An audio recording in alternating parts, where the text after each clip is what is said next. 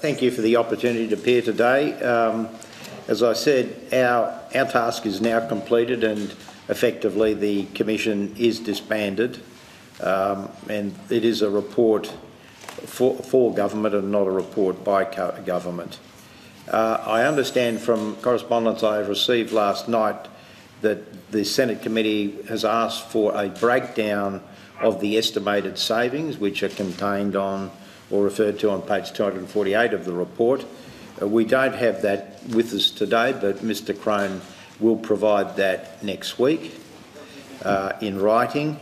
I have to emphasise in giving the savings that it is in fact difficult to calculate. There are many variables and we haven't had the advantage of talking to each of the affected departments about the detail of implementation and what that might do in terms of savings.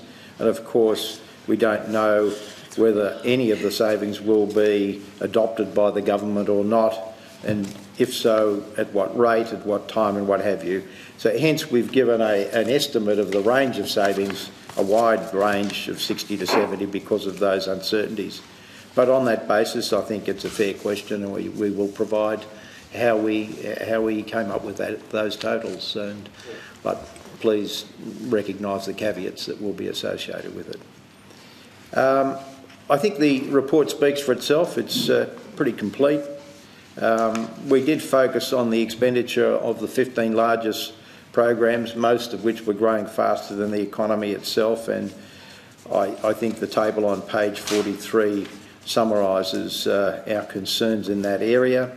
We were, in our terms of reference, required to concentrate on expenditure. We were not asked to look at the revenue side of the equation, and of course that is another lever that a government can pull.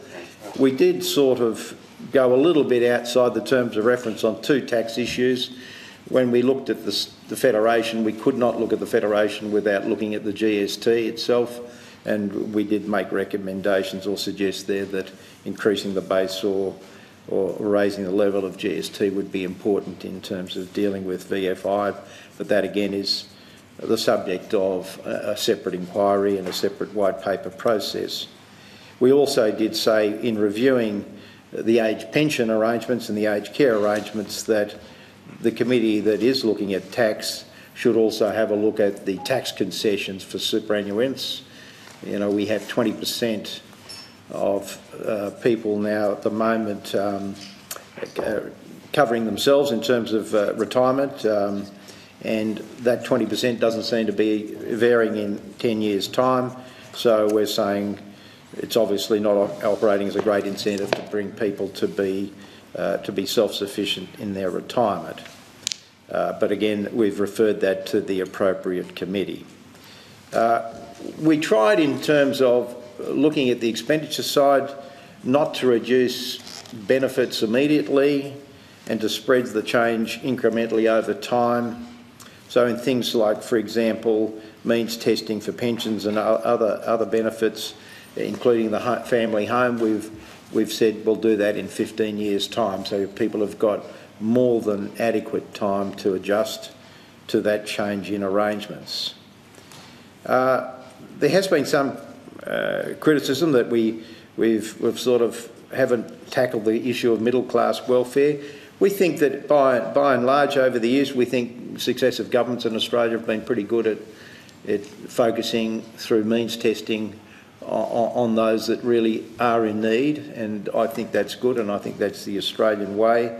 But we have made some suggestions which would impact on the so-called middle class, such as self-insurance for medical expenses, the removal of family tax benefit B, means testing for the pension and carers allowance, which I referred to early, and the super tax concessions. We have tried to spread the load across the community, and certainly companies haven't come out of it scot-free. We've suggested a significant reduction in government grants to industry, consolidation and reduction in Austrade and Tourism Australia, and of course we have not recommended reduction or elimination of the 1.5% increase in company tax to pay for the paid parental leave scheme. So that's certainly brought some criticism from industry itself today. We have suggested we rebalance the dial in the Federation, that we felt that centralisation had been carried too far and we should move back to the middle, and we would hope that the Senate, as the House that represents the states, would support that. We think that's an important thing for the future, to let the states and territories get on with the job and do what they do without undue interference from the Commonwealth. We've suggested some fiscal rules for the future. We support the concept of a surplus of 1% of GDP by 23-24. We think that's achievable and sensible for a country as wealthy as Australia. Pay down debt and have a plan to do so. 24% cap on tax, recognising at times it will go over and under that, but you have that as a sort of a balancing number that we strive for. And in future fiscal strategies and looking at major programs, that we take a 10-year view, that we look beyond the forward estimates. So that, in summary, is what we've hoped to have achieved in this report, Senator. Thank you, Mr Shepherd. Mr Crone, do you have anything to add? No opening statement from me, thanks. Thank you. I might hand over to Senator Dastyari to open proceedings. Thank you, Mr Shepherd. Thank you, Mr Crone, and congratulations on your report. And I just want to be clear that while there have been some of us that have been critical of the process and whatnot, that's actually been a criticism of the government, not a criticism of the commissioners and the committee, and the way in which you've conducted yourself, and Mr Crone, your availability and the way you've participated in this committee deserves proper acknowledgement. I think it's been tremendous, and congratulations on your report. While some of us may disagree with its content, there's no doubt that you did it in what you felt was in the best interests of the nation. Mr Shepherd, there are tens of thousands of families who woke up this morning and just heard about this Commission of Audit and have found out that your report recommends cutting services and government support that they rely on, that they need. What do you say to those families today? Mr Chairman, can you just tell us who's got the call? Who was that? That was Senator Dastyari. Thank you. Senator, as we've explained in the report, we've had 6 years of deficit, and if we don't do anything, we'll have another 10 years of deficit, and we'll have net debt of $440 billion by 23-24. So the do-nothing scenario is not really an option. And therefore, we do have to make cuts. There's no doubt about that. And what we've tried to do in the cuts that we've suggested is to make them as fair and as incremental as we possibly can. And, you know, the problem is that if, for example, the government doesn't take one of our recommendations, then they've got to find another solution to save the equivalent amount of money if their target of 1% of GDP surplus by 23-24 is to be achieved. So it is entirely up to government whether they accept the recommendations, but if they don't, then there's a hole that has to be filled. Well, now, we've tried to spread it fairly, we think equitably across the community, and you know, that is, I guess, then up to government whether it accepts it or rejects it. Sure. And Mr Shepherd, there's 2 points that I want to kind of raise from what you said there. Is what you're saying to those families, because, you know, there's tough medicine in here, and there are families who, if these measures get implemented, will see less services and support from the government that they rely on. Is your message to them, this is the price you have to pay for us to go into surplus? Is that what you're saying? I think it is. Fundamentally, it's a message to the whole community from the top to the bottom. You don't feel the report disproportionately affects those on 80 to 120,000? Can you let him finish his answer, please? Let's protect the bottom, okay? There's nothing in this report which attacks the bottom. Let's protect the bottom and let the rest of the society, where they can afford it, look after themselves, because the way we're heading at the moment is it's unsustainable, and if we kick the can down the road for another 10 years and then act, we'll have to act drastically, and then the shock will be real, and then it will be large. Mr Shepherd, is the point... There's two points that I want to touch on. Because one thing you said before as well about the... So is the point you're making that is your report a list that the government can pick and choose from, or do you see this as an economic recipe? Is your report an economic recipe that needs to be adopted as a whole? It is a little bit of both. It is an economic recipe, and it's a philosophy which says you've got to cut your expenditure over the longer term to meet your revenue. So you've got to get revenue and expenditure back into balance over time. That's the first recipe. Our suggestions in terms of actual expenditures is how you can do that fairly and incrementally without an immediate shock on the economy or on the community. But Mr Shepherd, your recipe involves putting downward pressure on the minimum wage, tougher dole measures, increased charges to see a doctor, axing benefit B. What do you say to those that argue that this is just putting unnecessary and excessive pressure on middle income families? Well, let's just, if you run through each of them, we've suggested on the minimum wage that we re-index it and as a result slow the growth in the minimum wage. That's putting downward pressure on the minimum wage, isn't it? Now, it is over time, not immediately.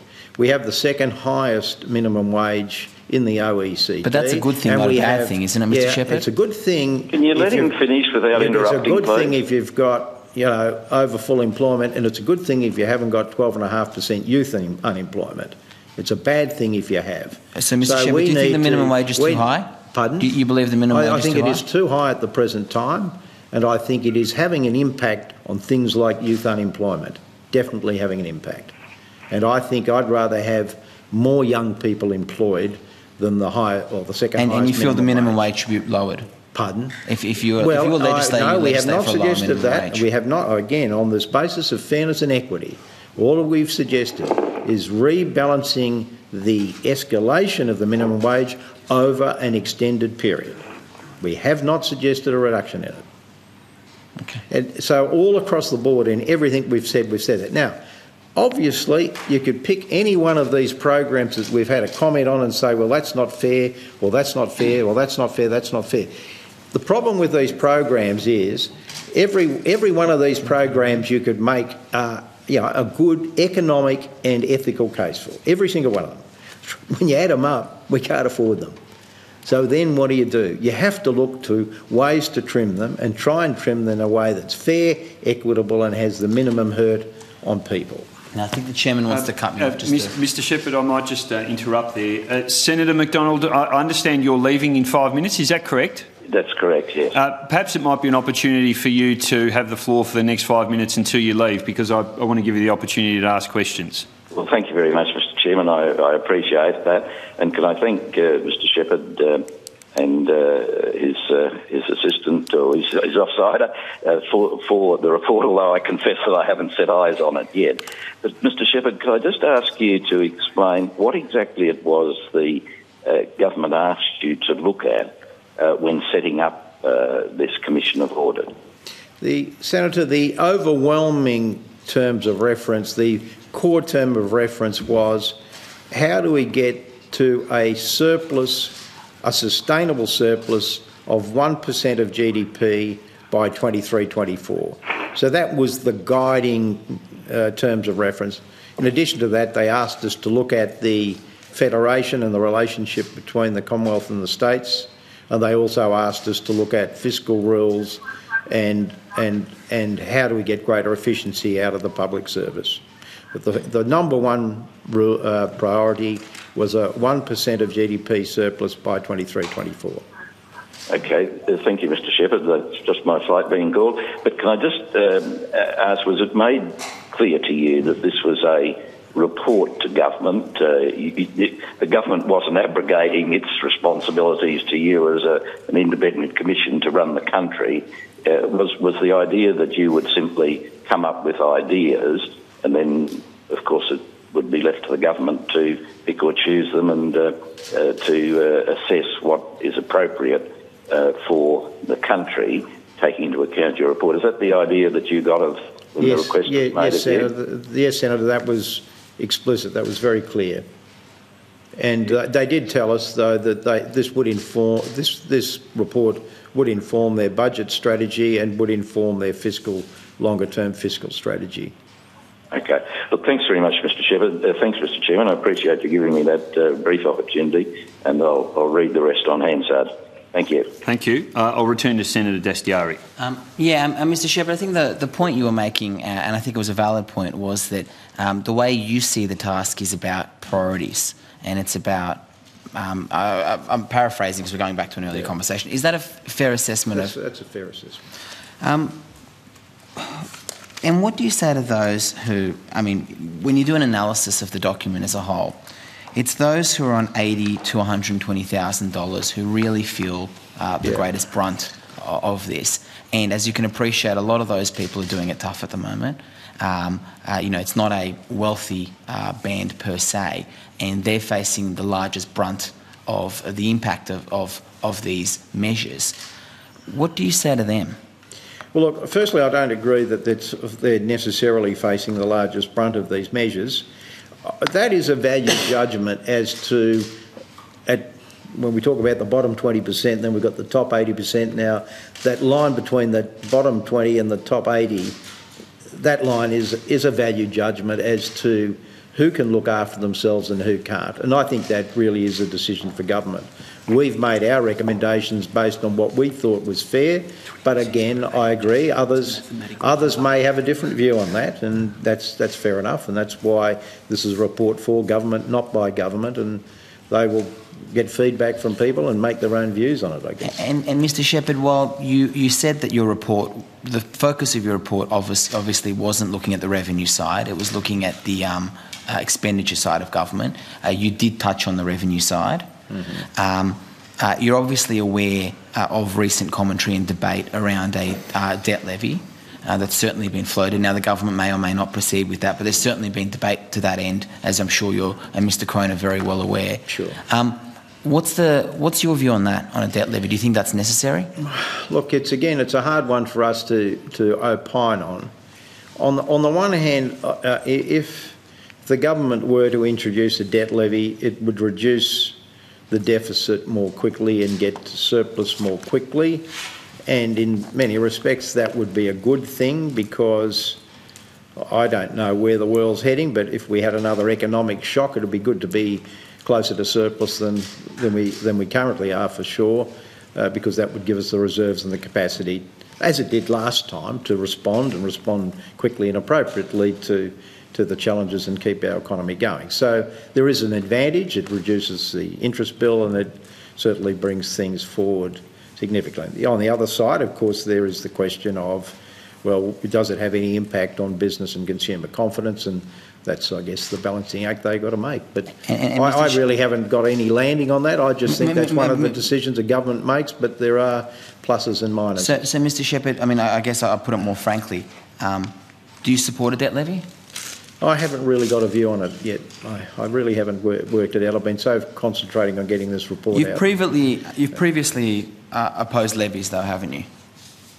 No, not really. I think we. I'm not sure whether I'm quoting your words here. You referred to them as economic smash and grab rates. Yeah, look, it depends on the particular levy. Okay. It just depends. But you support this levy? I have not got an opinion on this levy as we sit here today. Would doing this levy and if your report was implemented in full, would this levy be necessary? They're unrelated. Are they though? They're unrelated. In terms of the levy, if a temporary levy fixes a more immediate problem, our report is directed to fixing a long-term problem. The impact of a levy on our recommendations, if they were all accepted, which I think is highly unlikely, would be it'd bring the time we get to surplus, bring it forward, to make it sooner. So that is the impact. So, Mr. Shepherd, you're saying that the government could, if it chose to, adopt the levy and implement the large majority of your changes? Yes, exactly. Okay. And does that concern you, that the economic impact of doing both what are, and some of them are gradual and over time, but they are significant economic changes that your report outlines. Now, we can have a debate about whether it's necessary or not, but you were given terms of reference to produce a report to that effect, and you produced a report to that effect. Are you concerned that if you did do both, if you did the measures you recommend, because when you were developing those measures, you're obviously taking into consideration the impact they were going to have on the economy in your own modelling, of course. If you did that, when you were producing your report, you obviously weren't factoring in a debt levy and the impact of a debt levy on the economy, were you? No, it wasn't. We weren't. I think this is a question for government in terms of balancing the recommendations in our report which have early implementation against any proposed debt levy. And that is really a balancing decision for government, which is certainly outside our remit. So I think that's a decision that the government would have to make, would be look at our recommendations which have an immediate impact and look at the debt levy proposal and see what they need to do. Do they need to do both, or do they need to do either? That's their decision. Okay, look, I'm happy to... I've got a lot more, but I'm happy to kind of move around because I know that was a good overview. Okay, I might perhaps just also introduce some general questions before I focus in on specific areas. I'm interested if tax expenditures are one of the biggest areas of budget spending. Why did you ignore them? Well, look, that was a difficult philosophical question for us. We had 3.5 months to look at 409 bill, and we felt if we went over into the tax area, knowing that another inquiry is coming and will be soon underway, we would be distracted from our main task, which was to look at specifically at expenditure. Now, whether tax expenditures fall into the tax category or the expenditure category is a semantic argument, which I don't propose to go into now, but we decided, for better or for worse, that we would leave tax expenditures to the separate taxation review.